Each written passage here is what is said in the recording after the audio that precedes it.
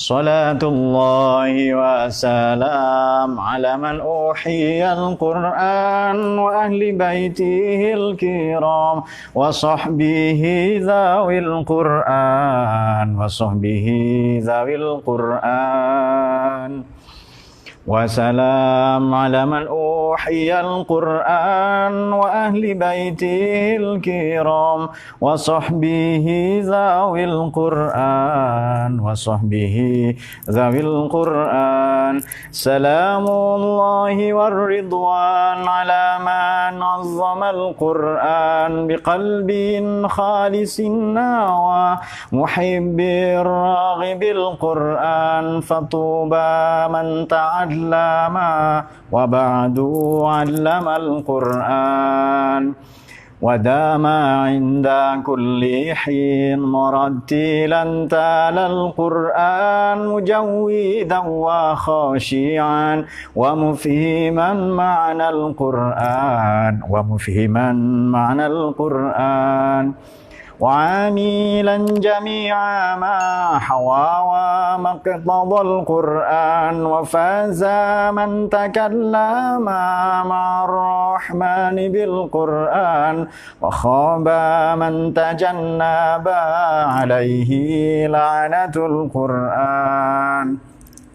ولا شفيع ذا الأعلى لدى المولى عاد القرآن وشفيع مشفع ومنجي صاحب القرآن ومنجي صاحب القرآن فيا إلهنا اجعلنا من الأهال في القرآن وزدنا علما نافعا بما علمتنا القرآن ووسع ما رزقتنا كما قد عاهد القرآن صلاة الله وسلام على من أوحي القرآن وأهل بيته الكرام وصحبه ذوي القرآن wa sahbihi zawil Qur'an. Al-Fatihah.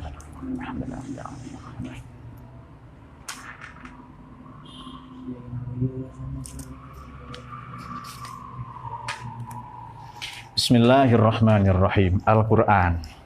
Bagaimana cara kita kembali kepada Al-Qur'an? Ada ujar-ujar belakangan ini, kurang lebih 1 dekade ini, teriakan-teriakan, apakah di sosmed ya, maupun di masjid-masjid, di surau-surau, di musola-musola, di kampus-kampus seringkali ada ajakan propaganda mengenai ayo kita kembali ke Quran dan hadis. Apa sih kembali ke Quran dan hadis itu apa? Memangnya kita pernah pergi, kita pernah tinggalkan Quran? Atau bagaimana kalau memang kita telah pergi meninggalkan Quran, bagaimana cara kita kembali? Oke. Kembali kepada Al-Quran ini sebenarnya jargon yang sering dilontarkan oleh Wahabi atau kaum tekstualis, kaum skriptualis yang hanya memaknai Quran pada aspek ibarat, pada aspek teks, diksi, dengan sama sekali mengesampingkan indiksi, isyarat, konteks. Sehingga Imam Ali Zainal Abidin, ini putra dari Sayyidina Husain ya, yang selamat dalam tragedi Karbala itu, beliau mengatakan begini, Quran itu ibarat, teks, diksi, makna harafiahnya, itu Quran itu. Kalau langsung kita fokus atau ambil contoh dalam Quran, misalnya studi fikih dalam Quran, kita bisa membaca misalnya surat Baqarah 275. Wa ahallallahu al-bai'a wa harramar riba. Allah menghalalkan jual beli dan mengharamkan riba. Itu artinya apa? Jual beli bukan riba. Riba itu bukan jual beli. Jadi riba, jual beli tidak sama dengan riba. Adamu mumasalatil bai' bir riba. Jadi jual beli tidak sama dengan riba. Kelak dalam studi-studi fikih, ini loh ya, kalau mau kembali ke Quran dan hadis caranya harus begini. Harus ngaji konsisten, ngaji fikih, ngaji tauhid, ngaji mantik balaghah, kemudian ulumul Quran, dan tentu saja tafsir, qiraah. Ya kalau belum bisa baca, belajar tajwid dan lain-lain. Ini mula-mula saya mulai dengan pernyataan Imam Ali Zainal Abidin. Ibarat. Di atas ini ada isyarat. Ini sudah indiksi, konteks. Indiksi. Di atas ini ada lataif. Jadi Quran sebagai teks, sebagai tulisan, dan tentu saja bacaan, dari kata qara'a maknanya mengikuti suara pada tulisan. Quran tambahan an berarti maknanya sempurna, sakral, agung, itu maknanya. Jadi qara'a, Quran, bacaan yang sempurna, sakral dan agung. Arafa, mengetahui, irfan, pengetahuan yang agung sempurna. Sama dengan syato, syato itu jauh, syaiton, dia sangat jauh. Hayawan, dari kata haya, ini maknanya hidup yang sempurna di akhirat nanti. Ada ayat di Quran, inna daral akhirah lahiyal hayawan, kehidupan di akhirat itulah kehidupan yang sempurna. Kalau lataif ini maknanya software, piranti lunak. Jadi Quran itu software. Ini untuk awam, ini untuk khawas, ini untuk khawasul khawas.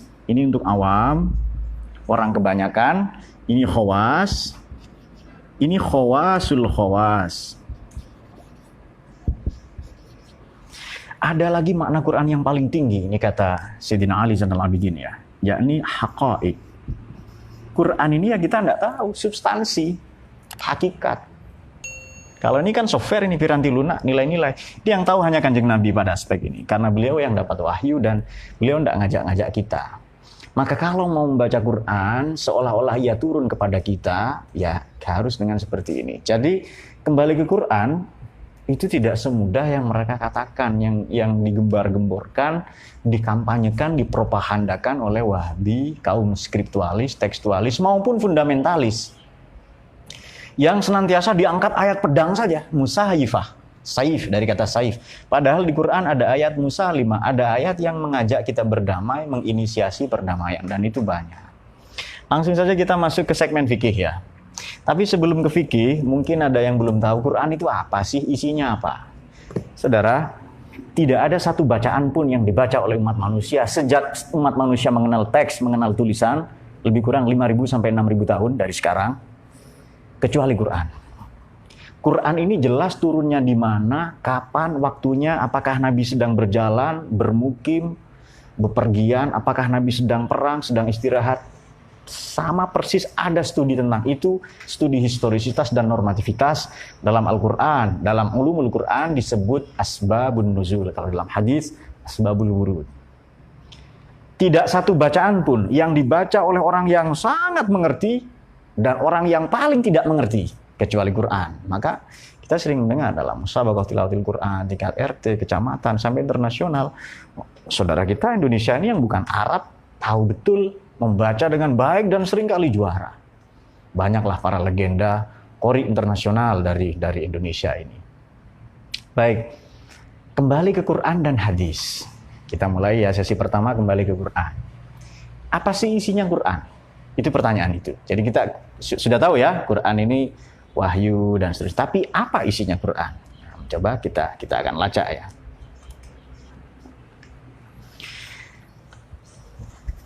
Sebelum langsung kita kasih contoh ayat-ayat dengan pendekatan fikih, dengan pendekatan tauhid, dengan pendekatan tasawuf nanti ya. Tapi Quran itu apa sih isinya? Setelah kita tahu kan Quran makna harfiahnya membaca bacaan yang sempurna, tambahan an. Tadi kan ada ghufron, ampunan yang sempurna. Jadi Allah itu Ghaffar, senantiasa terus menerus ya, dan berkali-kali mengampuni. Ghafur, dalam sekali, kalau Ghafir itu hanya mengampuni satu dosa. Oke. Isinya Quran sekurang-kurangnya, saya ada buku bagus di sini, Syajaratul Ma'arif. Mungkin ada yang lain.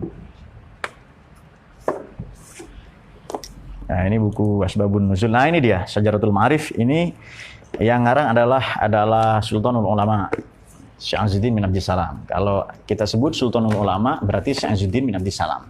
Kalau Sultanul Auliya Syekh Abdul Qadir Jilani. Dalam tradisi Ahlus Sunnah ya. Kata beliau begini, Quran itu sekurang-kurangnya isinya 3. Isinya Quran itu. Jadi Quran itu kalau mau gampang isinya 3. Bahkan nanti ada satu ayat yang mewakili semua kebaikan dan keburukan. Tapi mula-mula ini saja. Quran isinya secara gampang 3. Nomor 1 bisa kita klasifikasi dalam ranah maqasid, tujuan-tujuan. Tujuan mengapa Quran itu turun. Yang kedua, kaifiyat. Tata cara, teknik, pendekatan, metodologi, konsepsi untuk kita sampai ke tujuan. Yang ketiga, barohin. Maqasid.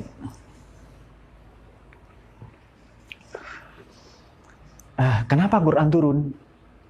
Kenapa kitab suci?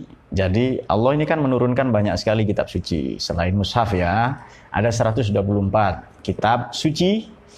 Ini dipotret, direportase, disampaikan dalam buku Tijanud Darori.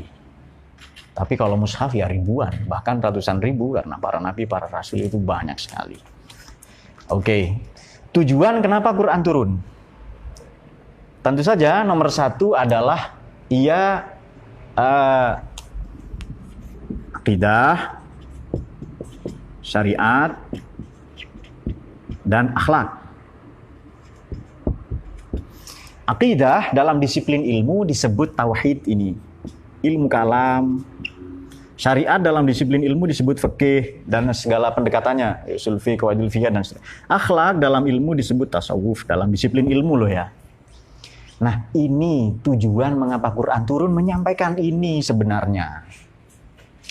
Apa sih cerita akidah ya? Cerita tentang nar, cerita keyakinan kepada Allah, kepada para nabi, para rasul, kitab suci, nar, iqab, mizan, sirat, cerita tentang itu semua ya. Apa tujuan kita mempelajari akidah?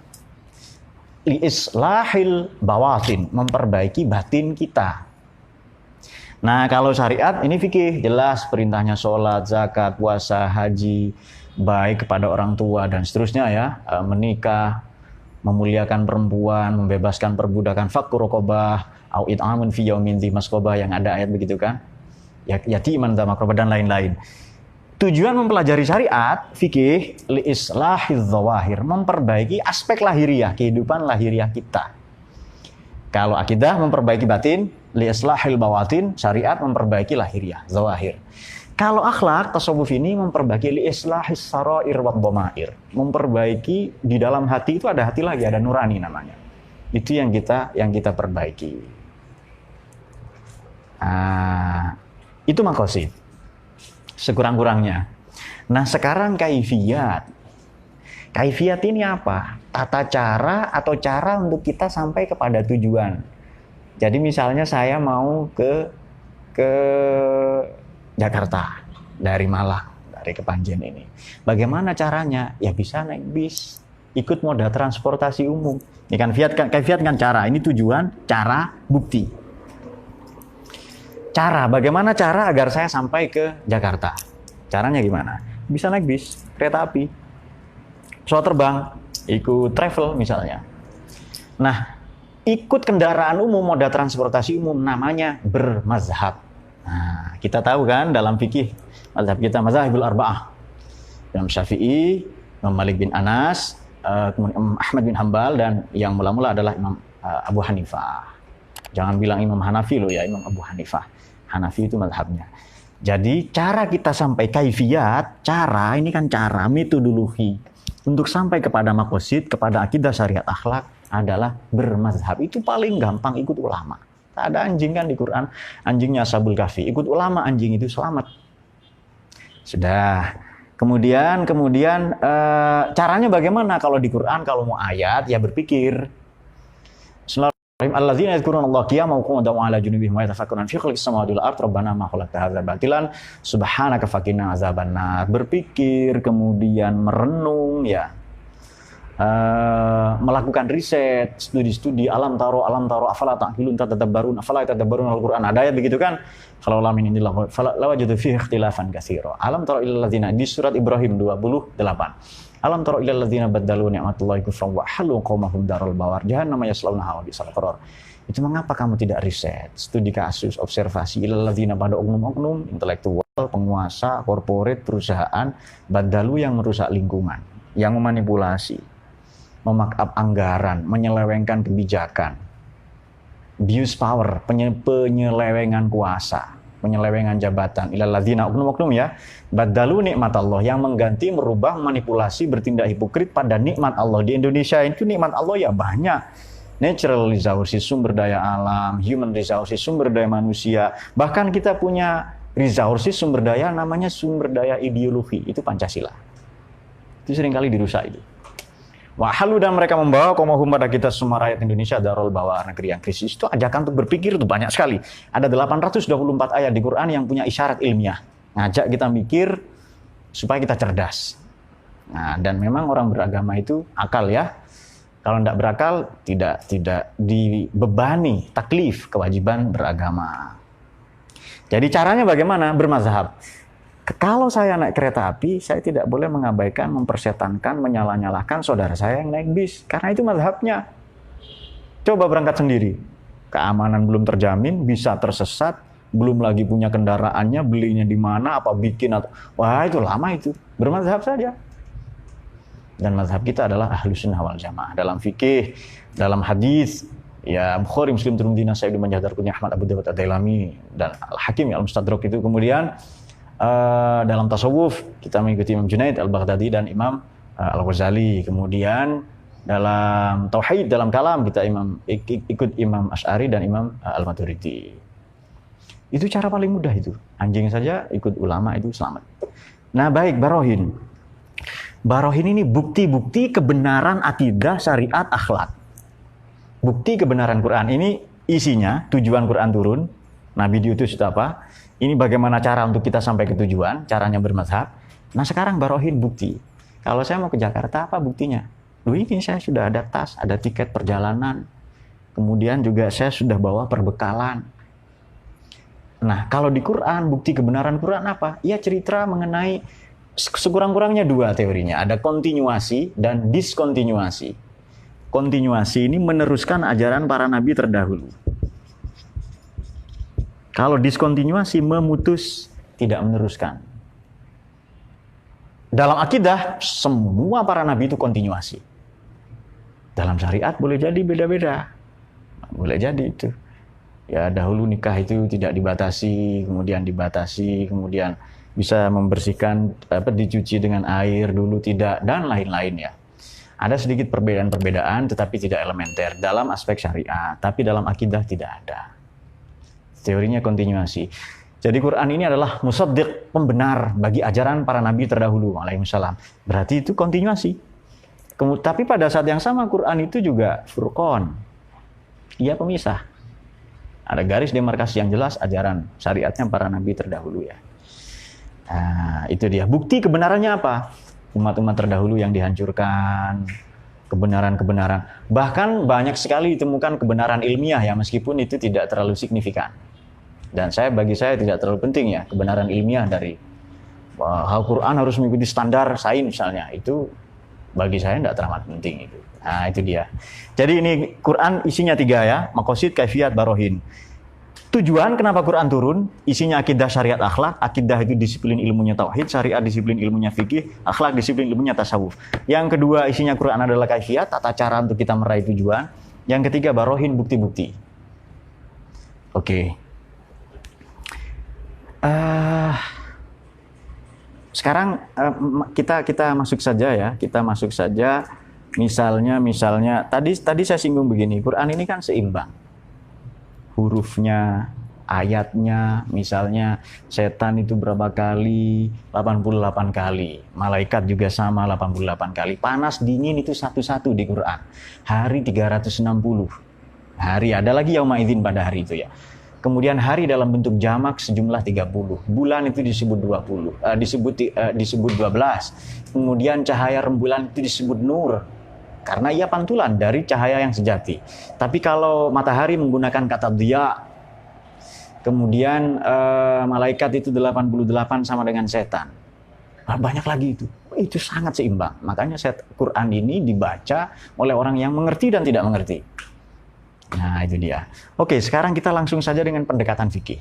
Jadi ini loh ya, kalau mau kembali ke Quran dan hadis caranya begini. Kita mulai dari syariat saja. Kita mulai dari yang ini ya. Nah, nanti berikutnya kalau waktu memungkinkan kita ulas yang ini dah. sebelum kita bicara hadis. Oke.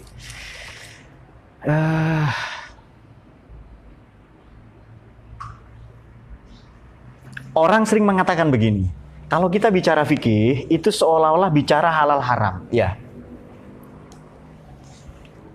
Coba kita pecah-pecah lagi. Halal. Halal itu ada berapa? Hukum itu tidak hanya dua loh ya. Bolehlah kita sebut halal haram, oke lah, halal haram. Oke. Kita halal dan haram, haramnya di sini saja. Tapi jangan lupa yang halal ini ada 4. Halal nomor 1 itu wajib. Itu halal itu. Yang kedua di bawah itu sunnah. Kadang disebut mandhub, disebut mustahab, disebut aula ya. Ada halal di bawah itu namanya mubah. Ada halal di bawah itu namanya makruh. Baru haram itu 1. Jadi halal ini 4, haram cuma 1. Ini bukti cinta kasih Allah sangat luas. Nah, coba kita gini. Sholat ya, ada ayat di Quran begini. Aqimus sholat wa atuz zakah. Aqimu, aqama yuqimu ya. Ini tidak hanya menjalankan, mendirikan, tapi menunaikan dengan sempurna. Makanya ayat tentang sholat diikuti waktu di Quran itu. Jadi inna sholata kanat 'alal mu'minin kitaban mauquta, dari kata waqt. Itu waktu adalah berhubungan dengan penunaian atau pelaksanaan tugas, itu waktu. Kalau asar, waktu yang sudah hampir habis, sudah diperas itu. Kemudian ada lagi ajal, sarmada, abada. Ada lagi dahar. Itu dahar itu kita belum ada, sudah ada dahar. Kita mati tetap ada. Kalau ajal kita mati tidak ada itu. Dan kita sudah mengulas ini ya. Wajib. Ada ayat aqimus sholat wa atuz zakah. Kita uji. Sholat ini wajib enggak? Cara mengujinya begini. Nabi itu ketika bermukim atau melakukan perjalanan, bepergian ya, bermusafir atau bermukim, tetap sholat enggak? Ketika Nabi perang atau tidak perang, tetap sholat enggak? Kalau Nabi lupa tidak sholat lalu mengganti sholat enggak? Kemudian kalau beliau dalam keadaan perang tetap sholat atau tidak? Apakah Nabi pernah mengancam kepada mereka yang tidak sholat? Dengan hadis misalnya, as-sholatu imaduddin, sholat itu pilar tiang agama. Faman aqamaha faqad aqamaddin. Dia kalau dia sholat, dia tegakkan pilar agama ini. Wa man tarakaha faqad hadamaddin. Yang tidak sholat, dia merubuhkan agama. Kalau Nabi melakukan itu semua, maka betul wajib. Nabi sakit pun tetap sholat, perang pun tetap sholat. Coba sekarang kita ganti makan. Makan ini juga kata perintah di Quran. Amar, interjection. Di Quran itu amar dan nahi sama. Interjection dan prohibition ya. Amar dan nahi itu sama. Hanya pakai huruf lam saja biasanya. Kulu wasrobu, makan dan minumlah. Itu wajib, sunnah, mubah atau makruh? Nabi pernah makan enggak? Tentu. Pernah enggak makan itu? Pernah, sampai 3 hari malah. Kalau ada orang enggak makan, apakah Nabi memerintahkan kamu dosa kalau enggak makan? Berarti tidak wajib. Itu mubah, itu boleh. Hanya wajib dalam konteks mempertahankan hidup. Bahkan bisa makruh, bisa haram kalau kita berlebihan. Dan demikianlah hukum. Yaduru ala illatihi wujudan wa adaman. Ma'illatihi wujudan. Tergantung latar belakangnya, ya bisa jadi halal, haram, makruh, mubah. Ini saya ada air 1 ember. Sekarang musim paceklik, musim kemarau. Sudah tiba waktu sholat. Tentu saya wajib wudhu, karena saya tidak punya wudhu. Karena saya mau sholat itu. Jadi wudhu ini wajib kalau untuk sholat, baca Quran, tawaf, wajib ya. Kalau memperbaharui, tajdid, sunnah. Ini saya sudah lama, dari duhur sampai asar, wudhu saya tidak batal. Saya biasanya jarang batal itu. Jadi saya wudhu sholat isya dengan wudhunya sholat asar, itu sering kali itu. Nah, tapi alangkah baiknya memperbaharui kalau banyak air ya. Nah, saya mau sholat itu ada air 1 ember. Wajib kan? Wajib.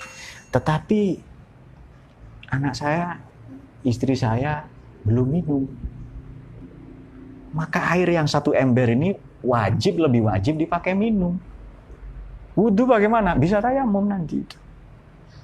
Nah, ini bukti kemudahan-kemudahan agama. Jadi bergeser nanti itu. Langsung saja kita ambil ya dalam. Jadi begini. Bagaimana sih memahami teks di Quran? Ini kalau betul konsekuen ya, mau kembali ke Quran dan hadis, kita ambil yang pertama dalam konteks syariat. Kan maksud tujuan Quran turun untuk syariat nomor 1 ya. Apa sih tujuan syariat tadi? Kita belajar syariat, disiplin ilmunya fikih, tujuannya li islahidz dzawahir, memperbaiki kehidupan lahiriah, aspek lahiriah kita. Li islahidz dzawahir ya. Oke. Ada ayat di Quran begini. Tadi sudah singgung di awal. Wa halallahu al-bai'a wa harramar riba. Baqarah 275. Wa halallahu al-bai'a wa harramar riba. Halal jual beli Allah halalkan dan haram riba. Jual beli itu sesuatu yang berbeda dengan riba. Jadi jual beli jangan katakan riba itu. Sesuatu yang berbeda. Adamu mumatsalatil bai' bir riba. Jual beli dengan riba tidak sama. Kita paham enggak itu? Kalau paham teori itu, teori pertama ini disebut ibaratun nas. Teori memahami Quran secara tekstual. Teori ini kelak disebut thariqatu dilalatin atau dalalatin nas. Cara memahami nas Quran, teks Quran. Secara fikih berarti itu. Sudah, saya kasih contoh lagi. Sekarang ini kan pertama kan Baqarah jual beli dan riba. Satu ayat saja. Kita coba ke teori kedua. Ada redaksi begini. Ati'ullah di Quran ya. Wa ati'ur rasul wa ulil amri minkum. Ini ada teman-teman bisa melihat di surat An-Nisa ayat 59. Oke. Taatlah kepada Allah, kepada Nabi dan para pemimpin. Baik, taat kepada Allah dan Nabi. Ini ketaatan yang mutlak, absolut atau muqayyad. Mutlak atau syarat dan ketentuan berlaku. Term and condition required.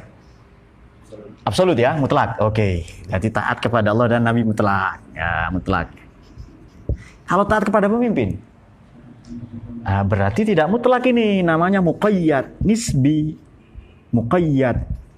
Term and condition required. Kenapa? Pemimpin bisa salah. Kiai, presiden, bisa salah manusia. Kenapa Tuhan dan Nabi tidak bisa salah? Quran bisa salah enggak itu?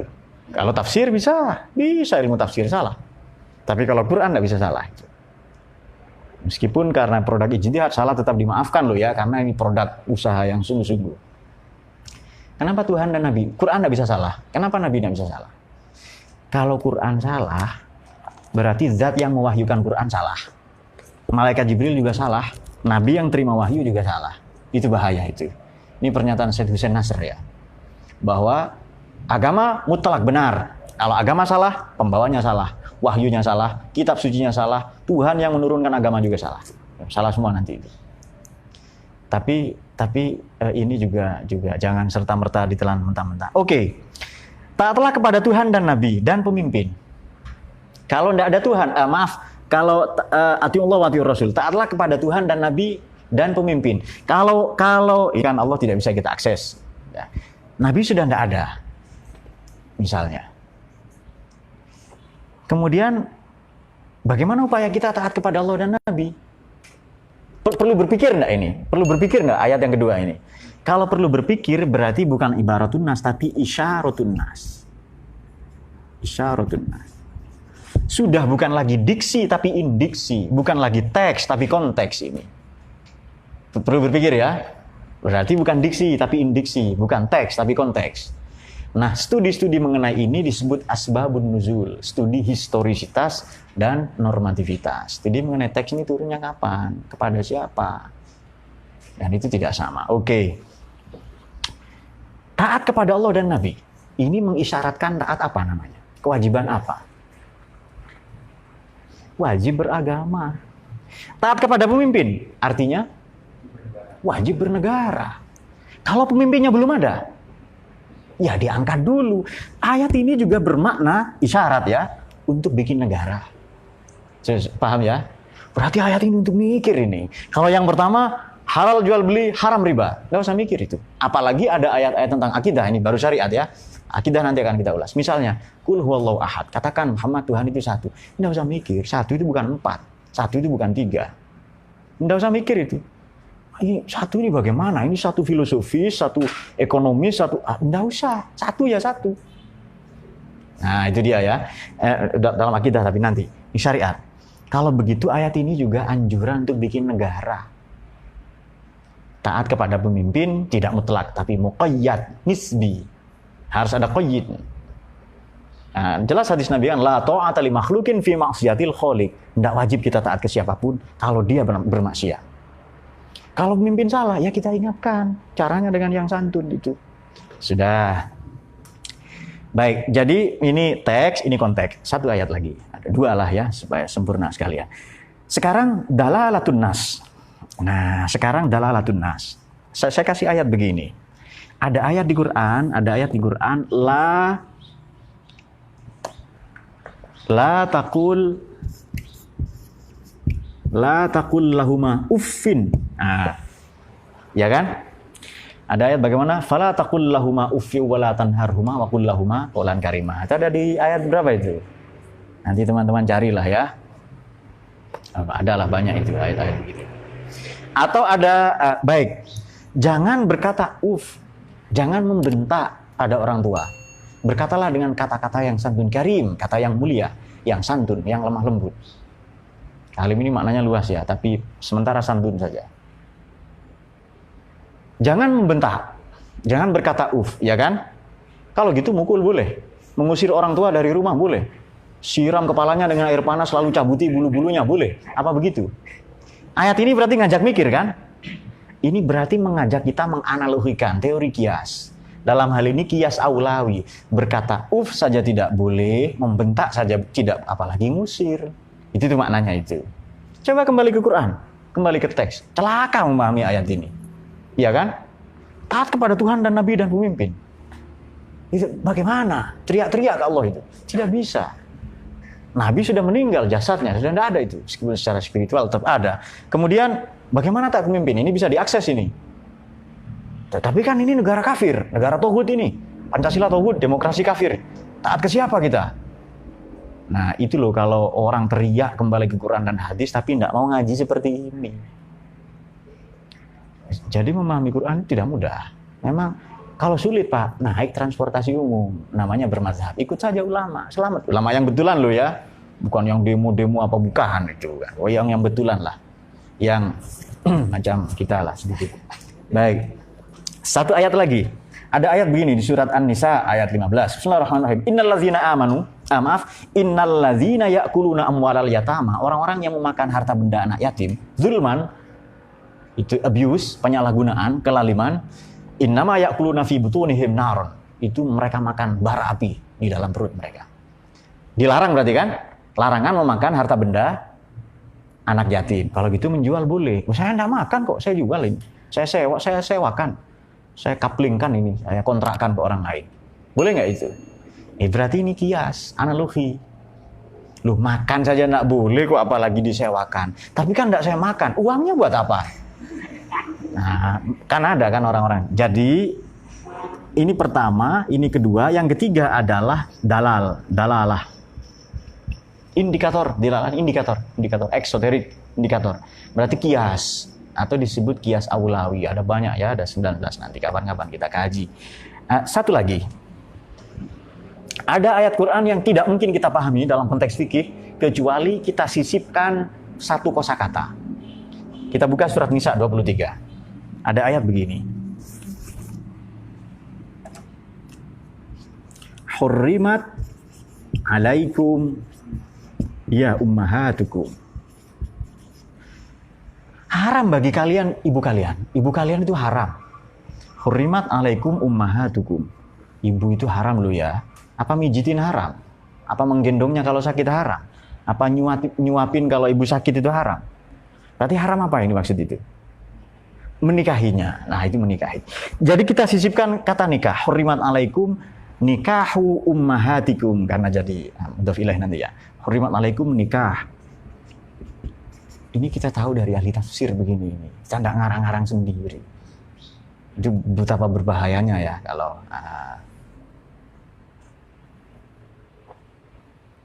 Oke, mungkin demikian ya untuk sementara.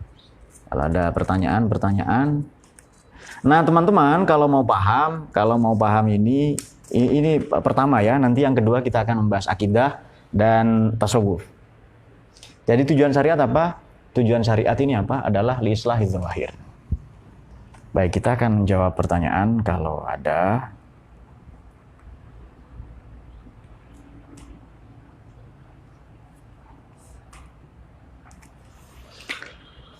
Terkait dengan mazhab yang dijelaskan tadi, yang saya mau tanyakan, bolehkah kita mengikuti beberapa mazhab dalam satu daerah? Anda bisa enggak naik pesawat terbang sembari naik becak atau naik bis, naik delman itu?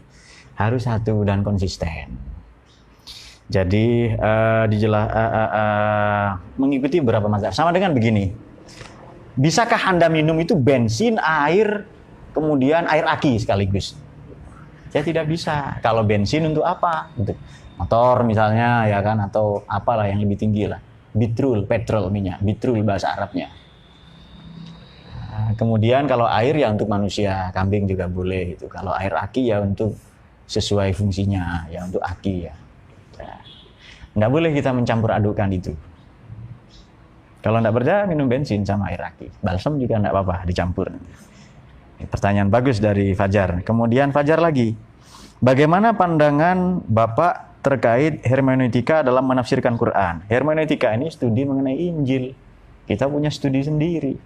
Maka saya tidak nyebut hermeneutika tadi. Saya nyebut tafsir ya.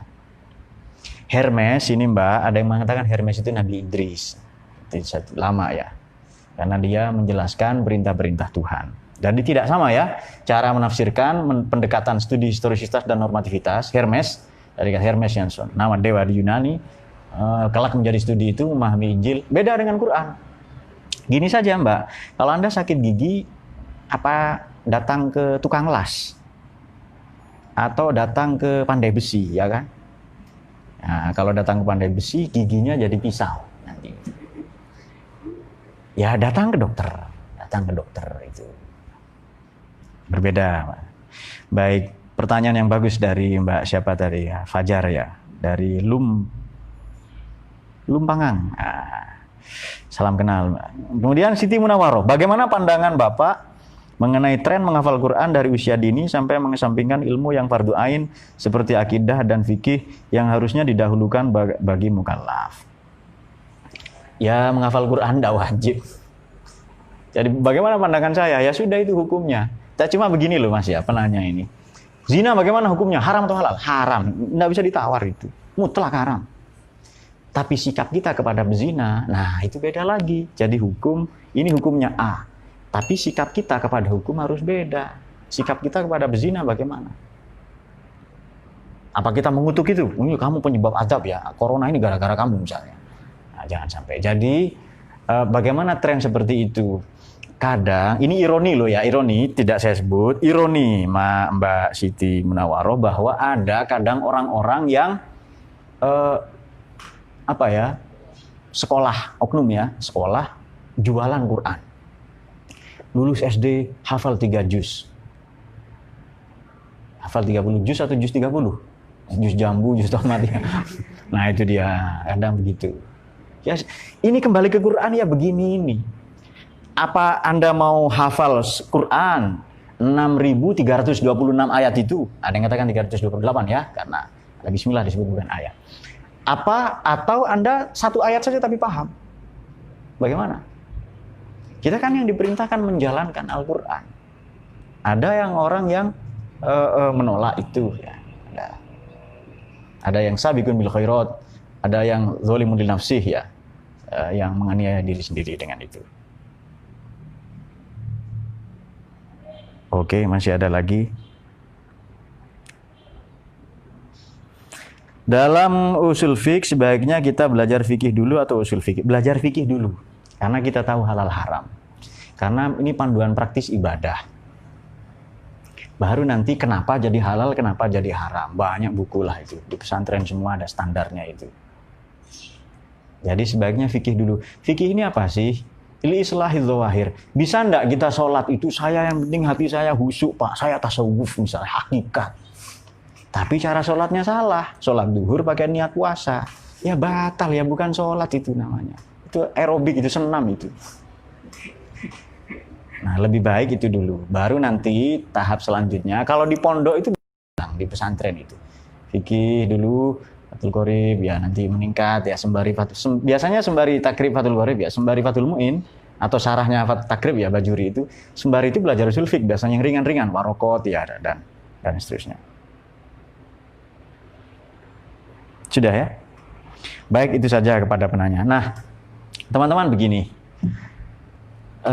saya tambahkan sedikit saja ya.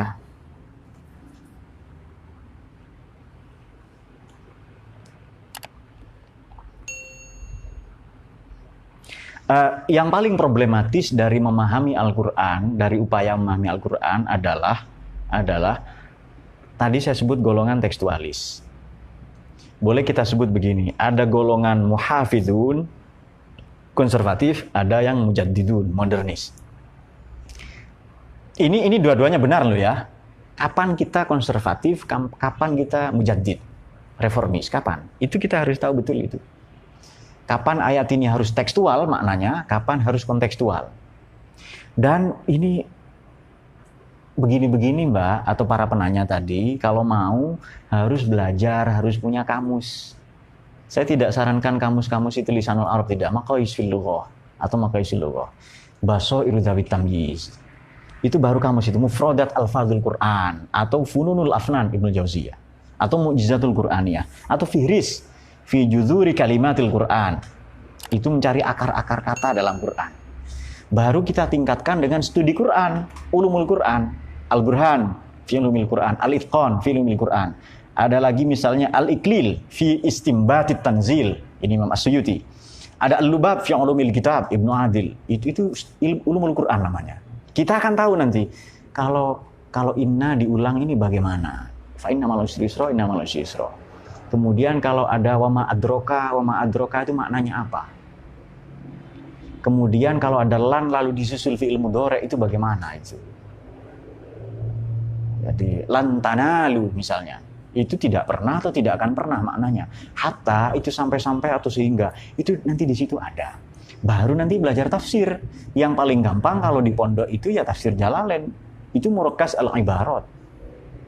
Murakkaz al-Ibarat itu tafsir yang fokus kepada teks. Nah, ini dicoret-coret oleh anak saya juga kadang. Biasa kadang ya bukunya.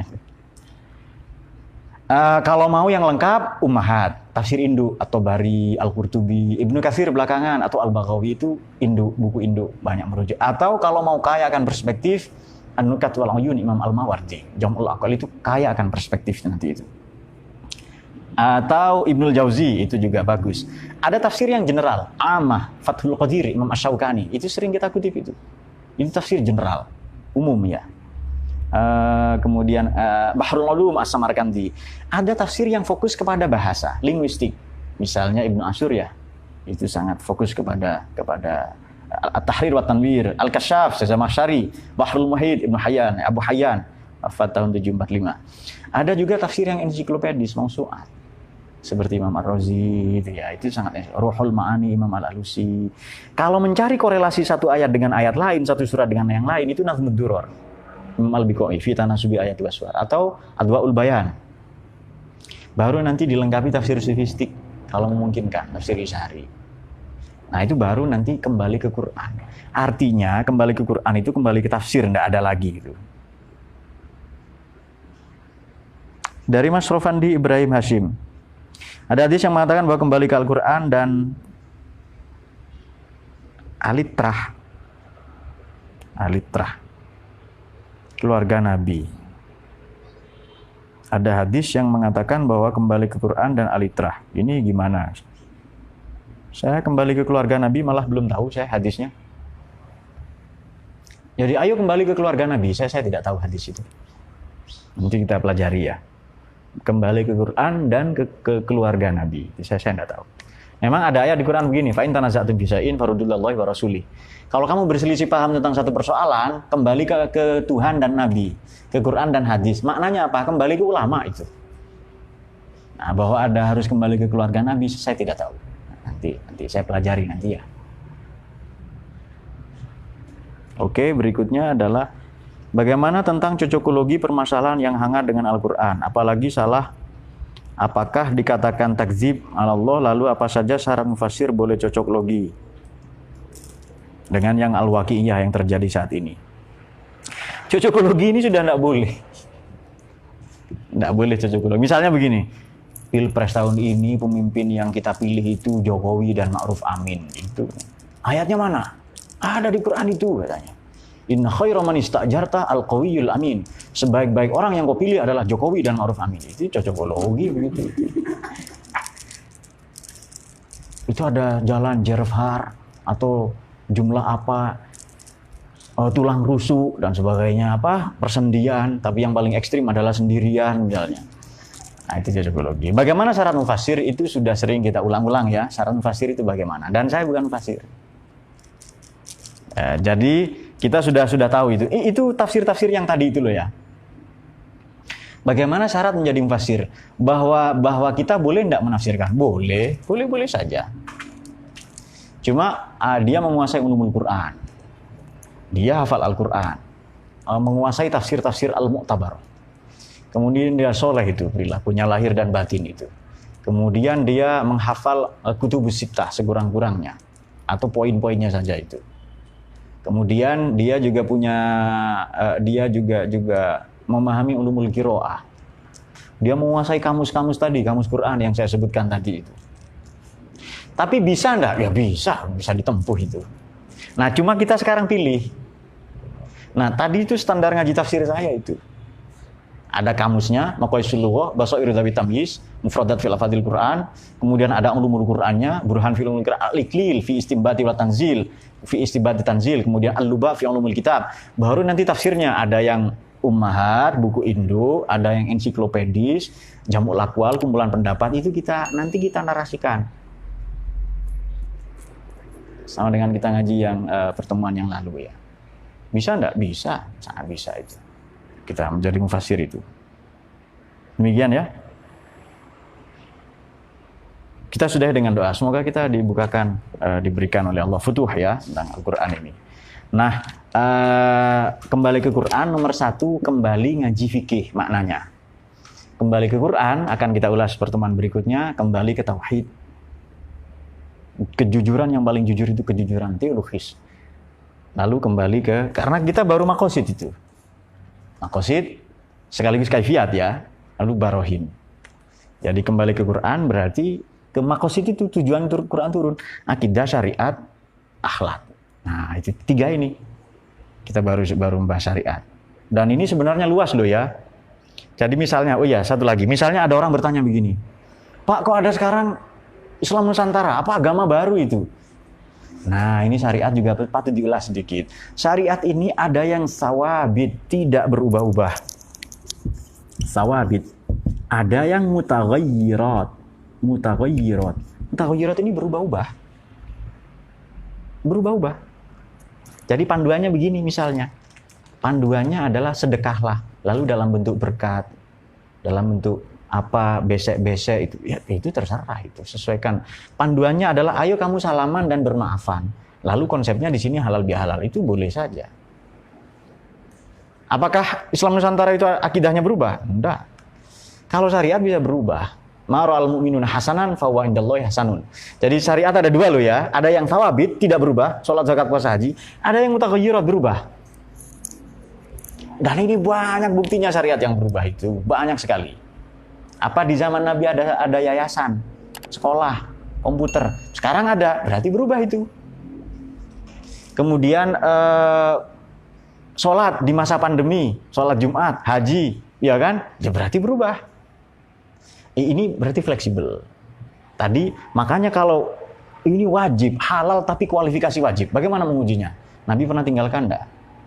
Kalau Nabi perang atau bepergian tetap melakukan atau tidak? Kalau lupa beliau ganti, itu berarti wajib itu.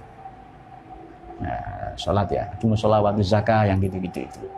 Nah, ini juga sudah kita ulas ya. Misalnya Pancasila, syariat nggak itu? Kita uji, cocok nggak dengan syariat? Hal tuwafiq bis syariat, cocok nggak dengan syariat itu? Ketuhanan, kemanusiaan, keadilan, persatuan, permusyawaratan, cocok nggak itu? Atau hal tukhalif anis syariah, bertentangan nggak dengan syariat? Kalau tidak, maka dia sudah jadi syariat. Ya ini dengan sendirinya tanpa dalil, karena akal juga dalil itu kan. Bagaimana Sayyidina Mu'adz bin Jabal itu loh, kamu mau kemana? Beliau Sayyidina Mu'adz bin Jabal radhiyallahu anhu diutus ke Yaman. Yaman ini negara yang berbahasa Arab. Kalau Mesir, Irak apa tadinya enggak berbahasa Arab. Sekarang saja berbahasa Arab ya. Iran juga Persia ya. Bagaimana kamu menentukan hukum? Beliau menjawab dengan Quran. Kalau tidak ada, kata Nabi itu, ya dengan sunnah, dengan hadis itu, dengan sunnah atau perilaku Nabi. Kalau tidak ada, ya ajtahid birro'i. Saya berpikir, berijtihad menggunakan akal itu.